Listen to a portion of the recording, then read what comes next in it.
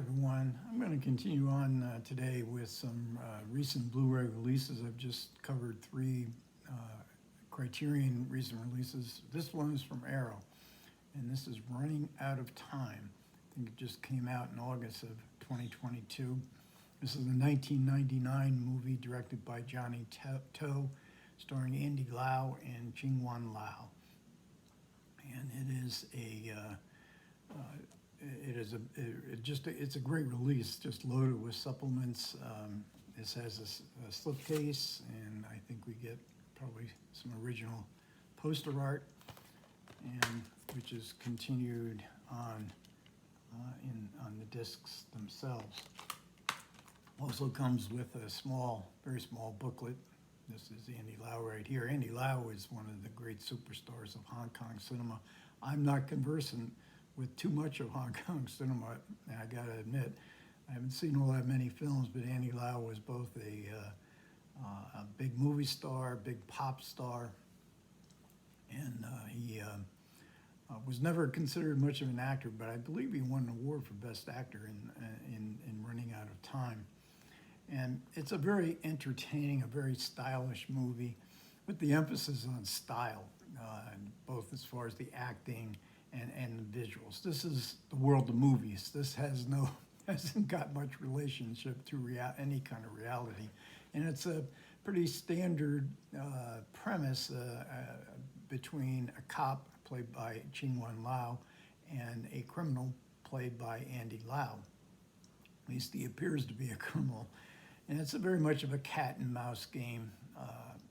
And with the emphasis on game, we're seeing a game being played by Andy Lau, leading Ching-Wan Lau, the cop, through a kind of magic show. And along the way, they develop a bond. We the audience, and the cop, we don't really understand what Andy Lau is up to, most of the time at least. So we're seeing the magic show as it develops, as the cop sees it. So, but they develop a bond.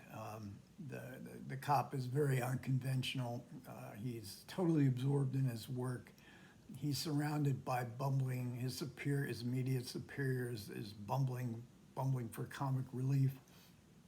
He begins to enjoy the game, the magic show that this criminal is presenting him with, and they develop a bond. There's also very much a homoerotic attraction, especially when Andy Lau dresses up as a woman.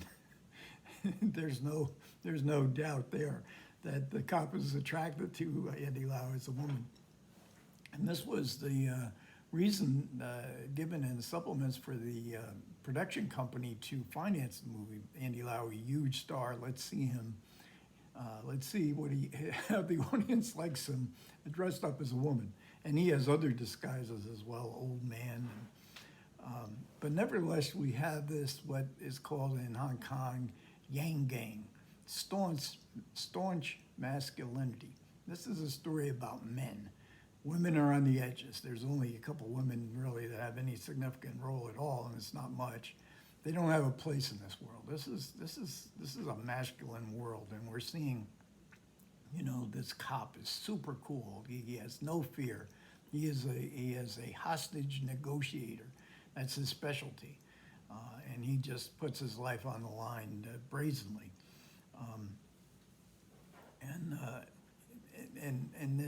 And the criminal, played by Andy Lau, he is a tech master. He appears to have unlimited resources for this magic show that he's putting on. Again, many disguises. Now you see me, now you don't. Here I am, now I've disappeared. But in the beginning, in the very first scenes of the film, we see him standing on the edge of a skyscraper, apparently looking like he's about to jump off. And then we see in this first passage a doctor telling him he only has 4 days to live. So, that's where the running out of time goes. Can he execute this magic show in time in these 4 days that this doctor has told him he has left? And he's running on pills, so he's constantly having to take pain killers. As again, as I said in the beginning, there's some great supplements. Frank Jang does the commentary. There's two commentaries. There's also a commentary for running out of time from the two French screenwriters. I did not listen to that. Did listen to Frank Chang's commentary, but there was interviews, two interviews with the screenwriters, which I did watch. And they're fairly lengthy. So I think most of the information that might be in the commentary I might have already seen in the interviews. And there's other interviews as well, and one with Ching-Wan Lau, who plays the cop, and had worked with Johnny To many times before, and he discusses how they wanted to do kind of an experimental movie. This is different. Johnny To, I don't know his career that well, but he was very prolific. He was always, I don't know how many movies, 70-some movies, I think he has credited to his name. And we learned in the supplements there's a whole lot of other movies where Johnny To was on the set, even though the film, and seemingly in charge, even though there was other directors. But he was making comedies and really kind of nonsensical kind of comedies, and then he would have more personal works. And this one is really one of his more personal works because like I say, he was sort of experimenting with different scenes and different genres and or different genre expectations and playing around with them in a sort of improvised kind of way because we learned that Johnny To loved to improvise. Usually when he made a film, he would just work from an outline. And then when they got on the set, the actors would improvise. Everybody would come up with different ideas. He had multiple sort of screenwriters work on this, work on that. With this film, the two French screenwriters actually wrote a screenplay. In about 2 weeks, they had the basic idea of the cat and mouse cop criminal, Andy Lau in disguise, but then they had to write a screenplay for it. But as the film progressed, To was doing different things, so they had to write new scenes for the film. So even though there is a screenplay, it greatly changed through the production. And we also learned that To is a great admirer of Michael Mann's Heat, and he loved this idea of the cop and the criminal coming together, getting some sort of bond, some sort of friendship. There's only one shootout here in this film. I've seen Exiled, which came a few years after Running Out of Time. There was multiple shootouts in that one, but there's only one here. This is a movie basically about suspense and about our the suspense of what's happening on the screen and the suspense of what the heck is this criminal, this magician criminal up to. It has a very interesting score as well. We hear a good bit of Ennio Morricone and whistling kind of music, but also we hear bagpipes. It really works well. When there's also an interview with the composer, and he said, I use bagpipes here, but this movie doesn't have anything to do with Scotland. But when Johnny To heard the music, he said, no, let's keep this in. I don't care. It sounds great. And there's excellent cinematography.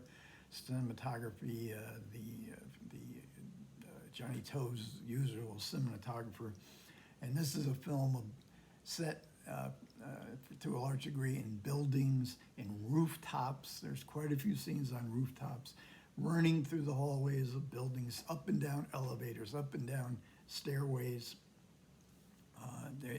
There's even though there's not only one shootout, they had actually planned another one, but then the logistics were all wrong. So that's it. But I don't think it really matters that much because the suspense is there, the tension of the film is there, and the interest in this development of this friendship is all there. So, like I say, I'm not an expert, Johnny To. I'd sure like to see some of his other films. I've seen Exiled, which I think is 2005. I did see Throwdown as well. This came out last year in the Criterion Collection. Highly recommended. Again, a very stylish film about male friendship, male bonding. And I've also got this book, Director in Action, Johnny To, and Hong Kong action film. That is indeed Johnny To right there. And this goes into great detail. What's your appetite for, let's see a couple more Johnny To films come out on Blu-ray in the U.S. Okay, thanks a lot for everybody who managed to listen. I do appreciate it. Comments are always welcome. Take care.